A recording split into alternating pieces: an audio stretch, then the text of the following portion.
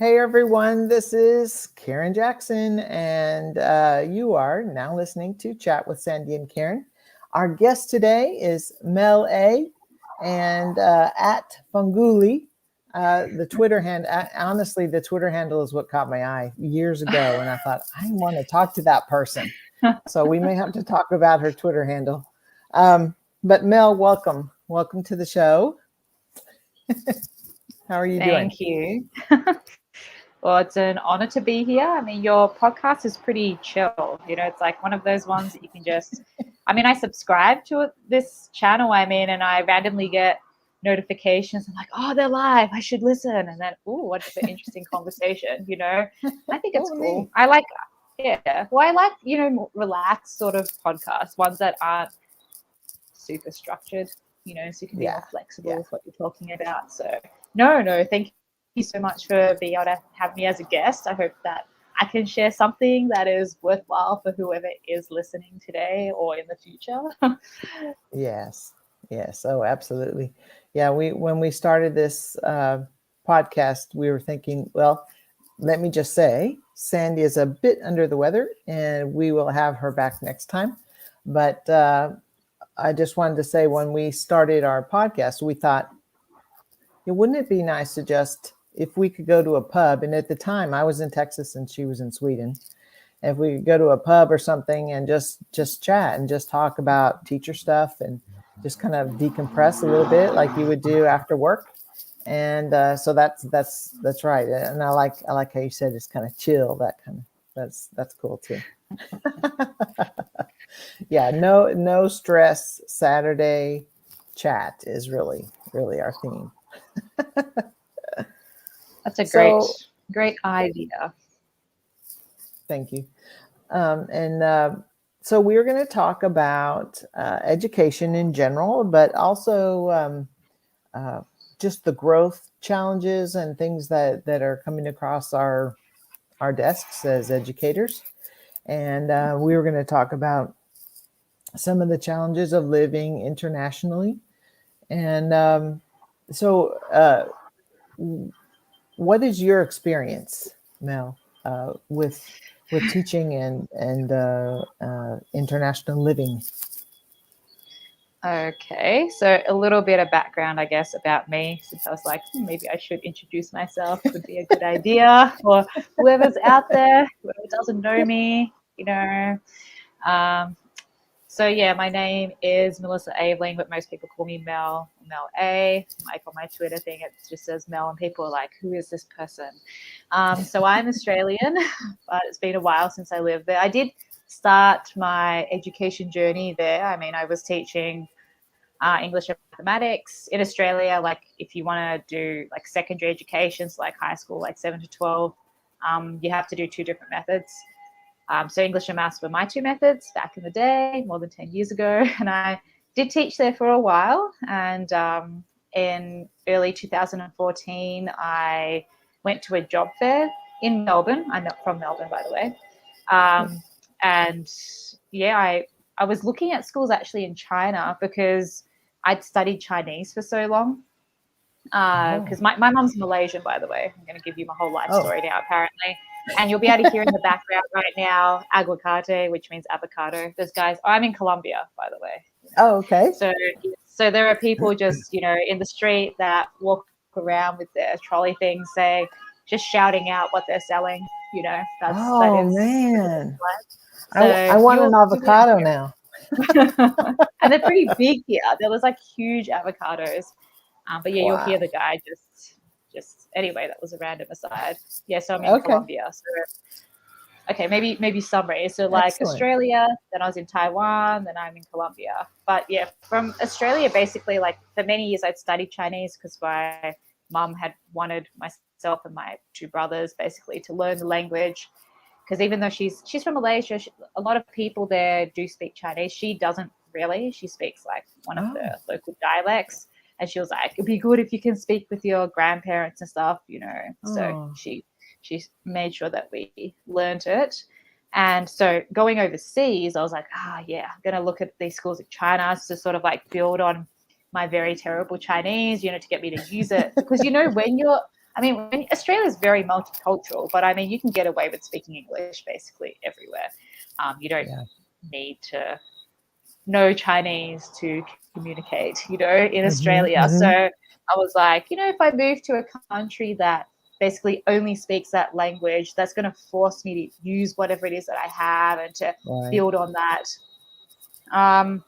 But then when I got to the job fair, everyone was like, don't restrict yourself to one country. That's like limiting Wow. yourself. I mean, you're here. There's like 60 different schools, from all around the world. But I had no international experience, right? I've been teaching for 4.5 years or whatever in Melbourne, Hmm. and I was like, and most international schools, they're always looking for people that have experience, internationally. People like, should be flexible, be Yeah. open, just go around and see, what's going on.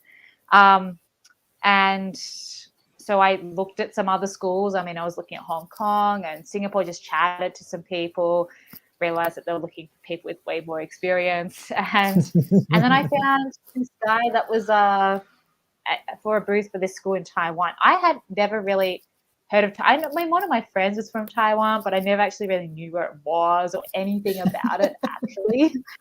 But anyway, I mean, I sat and talked to this guy, and he was from Melbourne, and I was like, wow.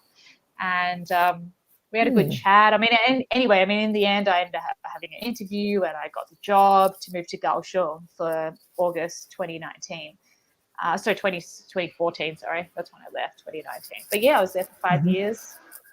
It's a Wow. very interesting change, I guess, because it was the IB system. So I was used to, Hmm. Australian system. Who knows what that is really, but something Aussie and crazy. But yeah, it was a good experience, really good to have experience teaching IB. So I was there for 5 years, had a great community. And then for whatever, and then 2019, I moved here to Colombia, so South America. So you can imagine the interesting differences, I guess, culture-wise. I mean, Yeah. Australia to Taiwan, and then Taiwan to Colombia. Some good times. I mean, settling in Taiwan wasn't so bad because I think, because I have some Asian background. I'm sort of a bit more Hmm. familiar with Asia, so I was Yeah. comfortable there. But I thought, I'm still young, Yeah. I can still go and explore other places. I shouldn't, just limit myself and just stay here forever. And I was like, Yeah. doing a bit of an adventure. And of course, coming here, totally different culture. I mean, I knew it was going to be a bit of a shock, but, Yeah. it's something different. So Spanish, right? They speak Spanish in your neck of the woods, and it's not. I can kind of relate with Swedish and English because you can get by definitely speaking English. I know zero Swedish. Uh, well, I know about 5 words and whatever Duolingo can tell me, but I understand what you're saying is it forces you if you live in a place where they don't already speak the language because everyone wants to speak English with me. They think, oh, finally I can talk to a native speaker. But did you learn Spanish before you went to Colombia, Uh, or you just well, jumped in? well, I mean, it was like Duolingo, right? So for a couple Yeah. of years, I mean, in 2016, I over my summer break, I went to the US and also Guatemala and El Salvador, and that got me thinking about like I looked at some really old Hmm. blogs actually a month ago or so. I used to blog back in the day Mm-hmm. about my travels and stuff, and I'd written there, considering maybe teaching in Latin America in the future. And I was like, I don't remember writing that at all. I was just like, what is this? This is what I thought back Yeah. then in 2016. But a couple of my friends, like or close friends that I had in Taiwan, they were looking at moving on after their third or fourth year. So got me looking at some different schools, I guess, in South Mm-hmm. America. And I guess maybe at that point I downloaded the Duolingo app and I was trying to learn Spanish on there. But Mm-hmm. Duolingo in real life, it's Different. Yeah. quite different, Yeah. I mean, the app is good. It makes you feel like some things on the app. You're like, yeah, I've got this streak and I'm doing all this stuff and feel like I'm awesome. Yeah. But yeah, no. I mean, like Not the Taiwan and same. Colombia are similar in the the idea that most of the people in the country would just speak their native language. So like in Taiwan, I mean, they have Taiwanese, but most people speak Chinese, but they use traditional Chinese for the writing, and I learned simplified. But you can sort of tell, I mean, some of the words, some of them it's like, how did you even get from here to here? I mean, it's truly simplified, like, because they have different levels of how the characters have evolved over time and that sort of thing. And I mean, so Taiwan, I mean, I needed to speak Chinese or Taiwanese, or like, no, Right. my mom could speak Hokkien, which is similar to Taiwanese, but we didn't really get taught that. I mean, when we just spoke English basically our whole lives, just for Yeah. whatever we learned in school or when we visited my mom's family in Malaysia, sort of improve those language bits and pieces. But yeah, the language, yeah, no. And when I interviewed with this particular school that I'm at, they did tell me that basically all the meetings are in Spanish. And I mean, I would teach in English, like for mathematics, but they just, that year that I was interviewing, the year before, it was their first time hiring an international teacher for mathematics. And he taught in English. But I mean, prior to that, mathematics was almost solely taught in Spanish. Yeah. It was, I mean, I knew beforehand.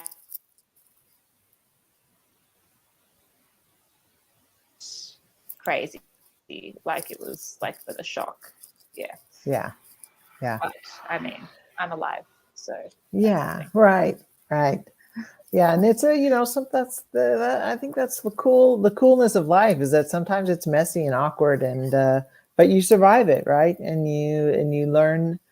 You never know what little conversations can lead to some future adventure or something, and that's what I try to tell the young people around me is that make friends with people, talk about the world, and kind of lift your eyes and look around, because there's so much more than your town. I mean, even if it's in Sweden or if it's in Texas or if it's in Colombia, there's so much more going on, and it's open to you.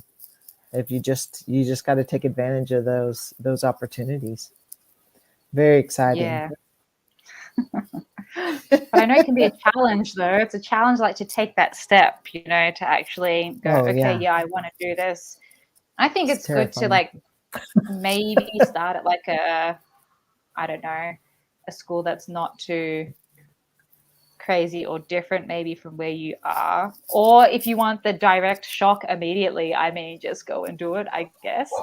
It just Yeah. depends on who you are and how you can deal with different things. But I Yeah. don't know if I'd moved directly to Colombia, I don't know if I would have coped Yeah. maybe with that shock of like the language and the culture. The culture is so different here. Like everyone, well, obviously with the Yeah. pandemic's a little bit different, but everyone likes to hug you. So they all like, and they're very Oh, welcoming and very loud. Like where I am, like in Cali, it's like the salsa capital. I do not dance. Okay. I enjoy music and I can watch. I mean, if people are dancing, sure. But yeah, I mean, the people here, they're super friendly for sure. I mean, like yeah. super welcoming, but it's like overwhelming in a way. Like it's like when I first got here, like with all the So, language and all the people. I was like, what is this? wow. But no, I mean, the people at the school, it's a good community, good hmm community.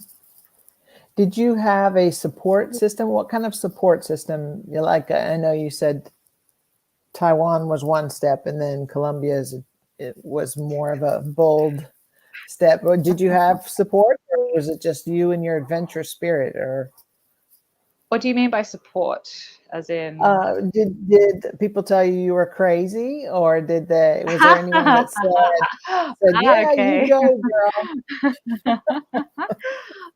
That's a good question. I don't actually know. I mean, what was I do? I just remember, what was it?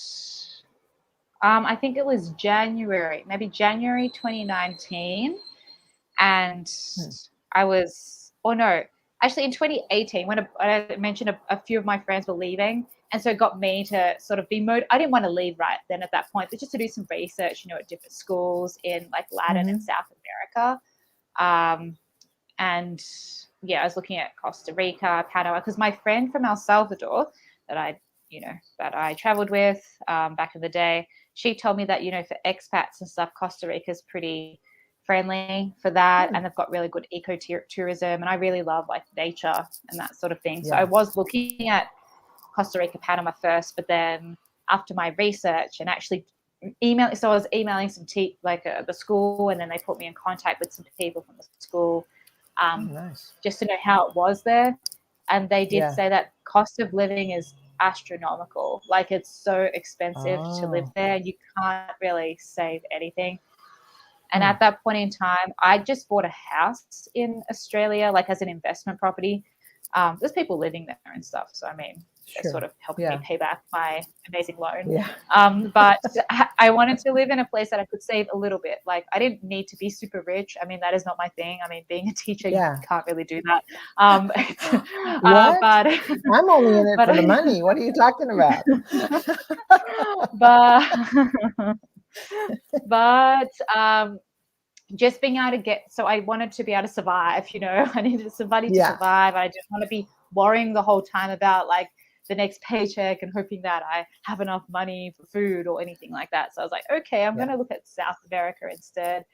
But I don't know who I was talking about, like talking to, you're talking about getting support and people saying, yeah, you can do this. And I'm trying to think like who I spoke to. I don't even know if I spoke to my family. Did I speak to my family about that? I mean, I probably should have. I mean, they will probably but they know that I'm pretty independent. I think maybe my mom might worry about me a bit sometimes, but I don't know. It's Do they come visit you? Do they come visit you?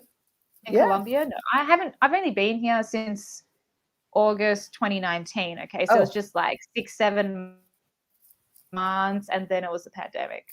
But my who came to Taiwan? Okay, so in Taiwan, I was there for 5 years, right? So the April that I was going to leave, that I was going to go because the job started in July. Me and my mother and I, we went to Taiwan together. It was sort of like for her maybe to feel like, okay, yes, this place will be okay. We went to the school, met some of the people there.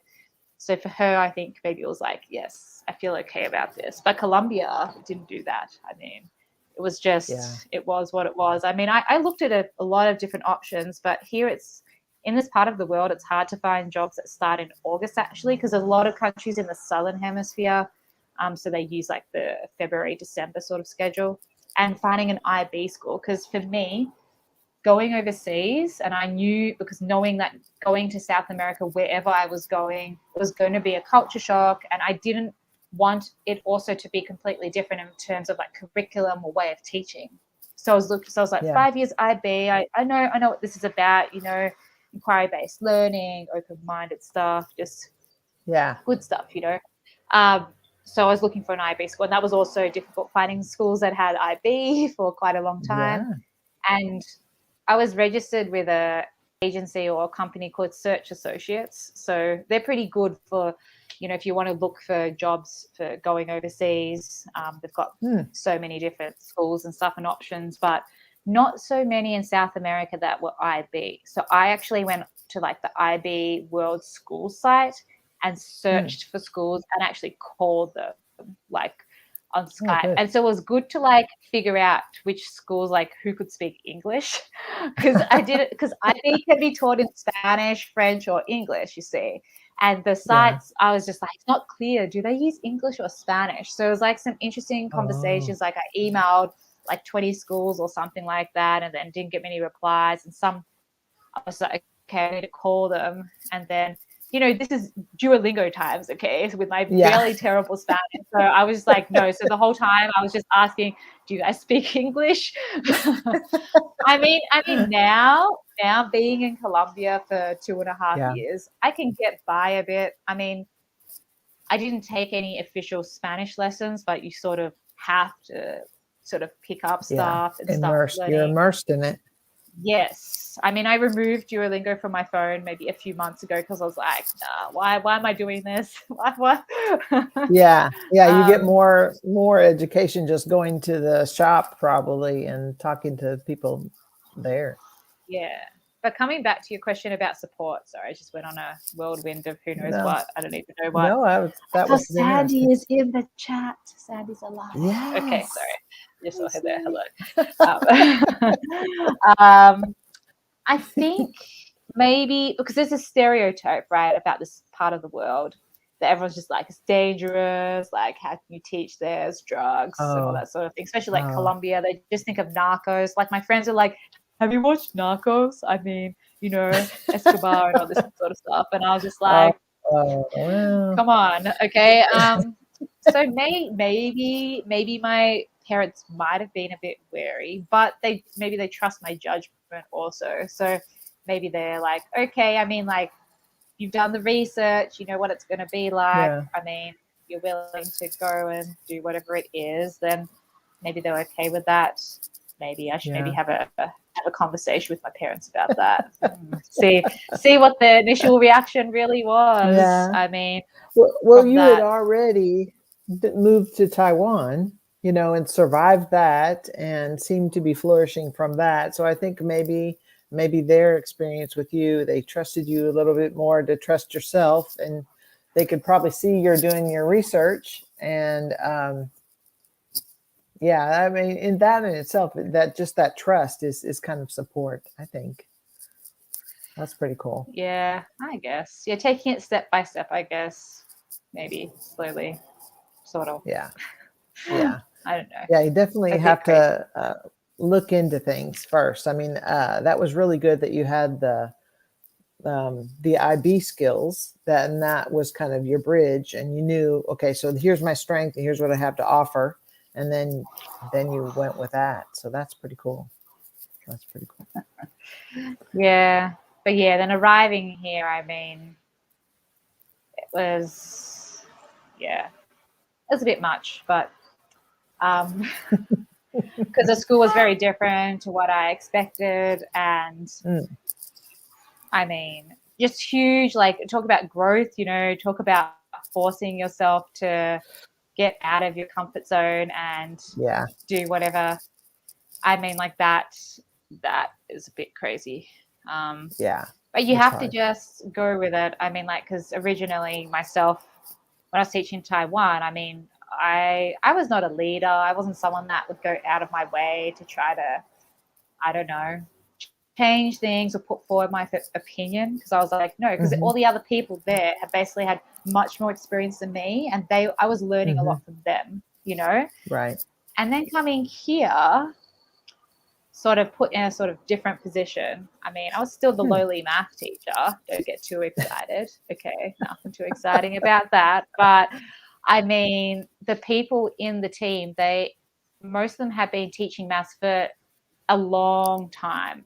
But IB itself and like the mindset of Mm, IB, the idea of it, so different. Like, a lot of them are hmm. still doing like the traditional style of things.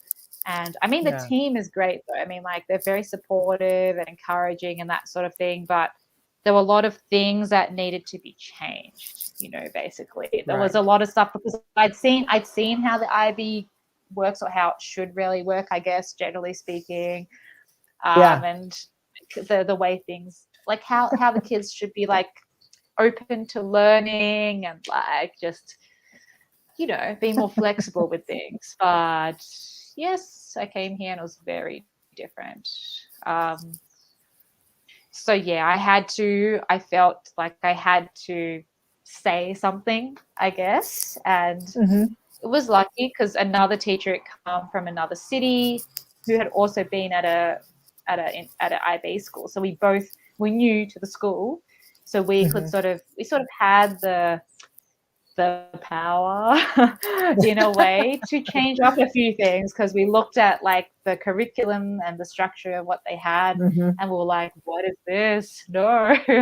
Yeah. So we like removed everything and sort of started from scratch.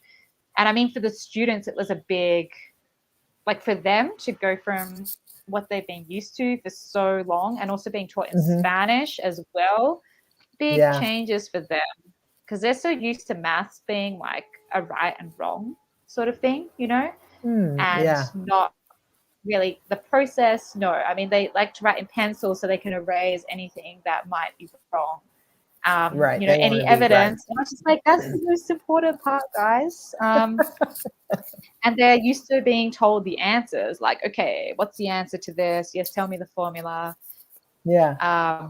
So yes, another type of interesting challenge and experience, I guess. So that's kind of like taking advantage of being the new kid, you know. You can say, well, we're new here, you and this other teacher, we're new here, and this is the way we're going to do it, right? And then just have your insert some new way of doing things. So that's that kind of change, I think, is very exciting and is good, because I think, and that's why you were hired, probably because of your international experience and experience with IB. That's great. That's neat. Maybe. Don't know. Don't know why I was We'll hired, see. but I'm here anyway. I mean, Yeah. Yep. it is what it is. It's Yes. true. So what does inspire you? What why do you come to school every day? Huh. Hmm.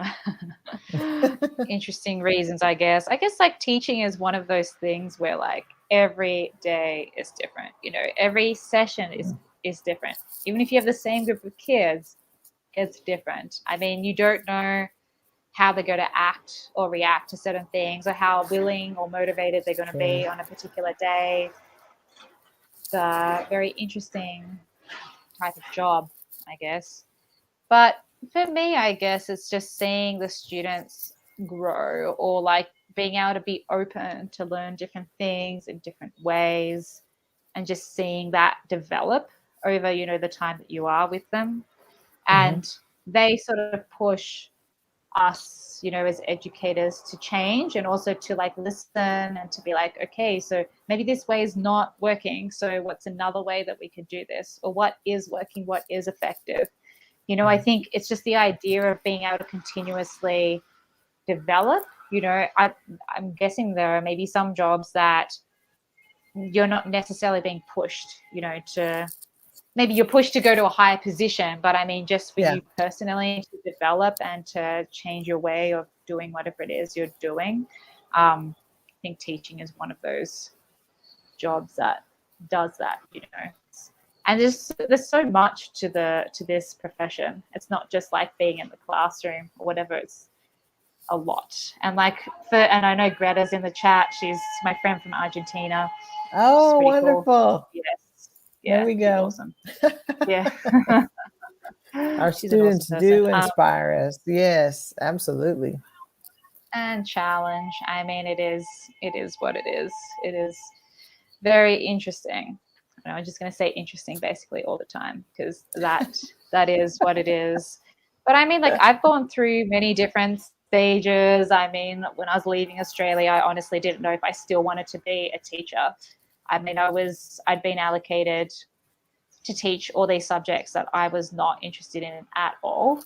And I mean, Hmm. the team, again, all the places that I've worked at, like the team that I've been with have been amazing, like amazing educators. But Yes. then when you're asked to teach subjects that you're just like, I mean, no, I don't want to. And I was just finding it hard to like try to engage students. And I was like, what am I doing with my life? And I was like, it's time for me to look elsewhere, like to look overseas. And so moving to Taiwan sort of reawakened maybe my teaching spirit. Hmm. Or like, and I was like, Yeah. okay, yeah, I still want to be a teacher, you know. Uh, but Yeah. yeah, it's been quite the interesting road. Say that. Yes. Yeah. And just think of all the stories now you'll have to share with your students for encouragement to them. You know, that's great. That is so Yeah, cool. that is the thing about like communicating with students and stuff, like, sorry, just what you just mentioned about stories that I could share with them, because previously I just wouldn't share anything with students. I mean, I'm a very closed off sort of person, generally speaking, until like the pandemic. So the pandemic, forced a lot of Oh, us out of our comfort zones and yeah, got us to try to, I guess, explore different ways which we could connect with students, that we could yeah. engage them, the virtual land. And I Hmm. realized that building relationships with students was a really important thing. And I've said this before, but I'm just like, I know it's very sad, 10 years, more than 10 years of teaching. You're like, oh yes, actually relationships are important. Aha.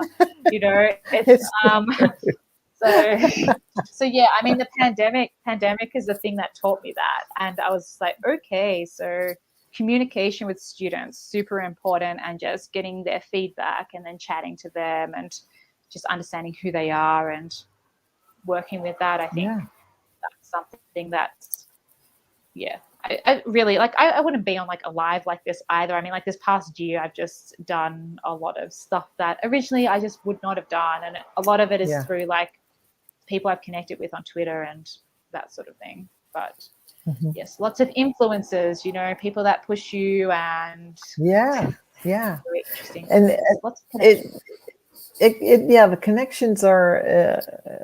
I think in this past year has shown us that there are so many similarities, and that we're all going through very similar experiences, even though we may be far apart. So I think that it's emboldened me, I know, to reach out and talk to different people and ask them to come and chat a little bit. And I'm not going to die if somebody says no. You'd hope You not. just and there was a time in my life when I wouldn't ask because I was afraid of being told no. And so um, it's now it's like, what the hell? Just Yeah, you just go ask. out, right? Just go out and contact people and Yeah. message people all the time. I mean, that's just, yeah, it's just taking that step, because Right. like, Right. just because it's so easy just to do your own thing and just feel like you're all comfortable, like warm in your own little bubble. Yeah. But then once you Yeah. take that first step to get out of that, I mean, there's someone there, to guide you, to help you out from your PLN, and you can just keep going, instead of, so Hmm. your comfort zone actually becomes much larger than whatever it was Right. I before. think that's it. Yeah. You're never really leaving your comfort zone. It's just getting bigger. Oh my gosh. That's a book. We need to write that down. That's that's a great idea. A book, Growing goodness me. comfort zone. That is so brilliant. That's great. Love it. Thank you so much. So much for coming and chatting today. And I wish Sandy was here. She would love this. Well, So, Greta's in the chat saying that she wants to be more like you, oh yes. I don't know. We all have something Maybe. different to offer, whether we know it Yeah, or not, or admit it or not. It is that's what it true. is. That's true. We're unique, and we do have our own unique abilities to offer. I agree.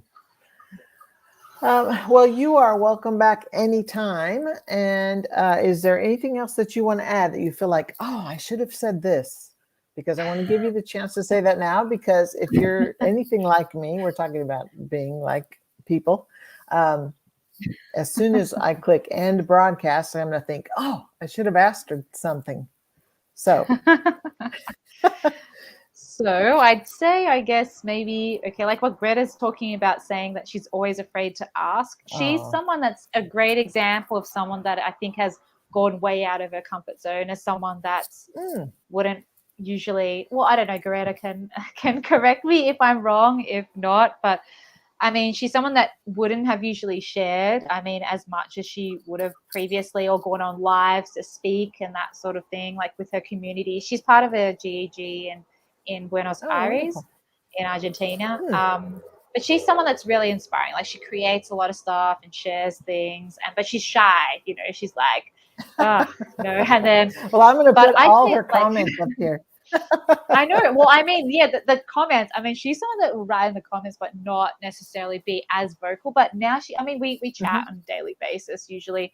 But I'd say like for people like whoever's watching or listening, I mean, don't be afraid to actually take that step or reach out, to connect with people. And I think that is the first sort of thing. I mean, grow your PLN on like Twitter. I know a lot of people are like, what is Twitter? What is this thing? I don't need that. I mean, but it's amazing for educators. I mean, like if you're not on there, you need to get on there.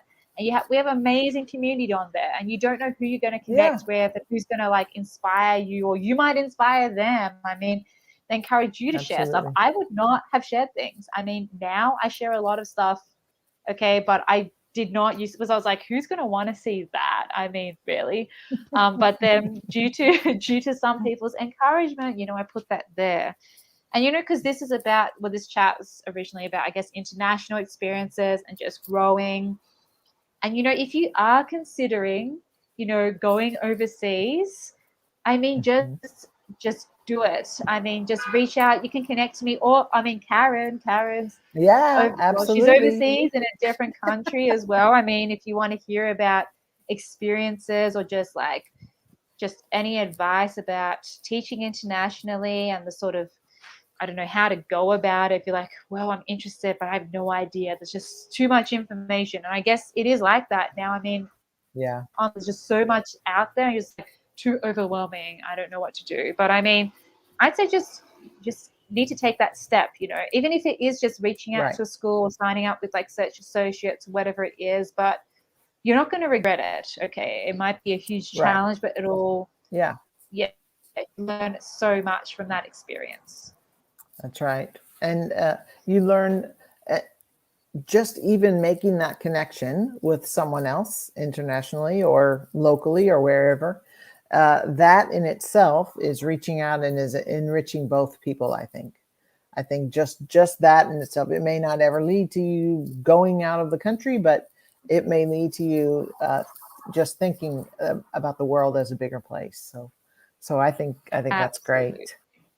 Absolutely. I think just communications and Yeah. connections, just don't say like, don't, draw up like a wall or like a cross on everyone. Like, no, it's just me. Don't come near me. I mean, just need to take that step and just reach out if you do need any advice at all. And I want to say a big thank you to Karen and sorry to Sandy. I mean, I hope you're feeling better, but thanks so much for, allowing me to be on your show to share Yeah. random bits and bobs about my weirdo life. That's Yes. it is what it is. That's right. That's right. Thank you so much. And you're welcome back anytime. And to our listeners, you're welcome to share this. And we're found on all the excellent podcast uh, outlets out there. And we're just happy to be here. And thank you again for listening. And Mel, have a great evening, a great day. And we will talk to you soon. Thank you. Bye bye. Bye.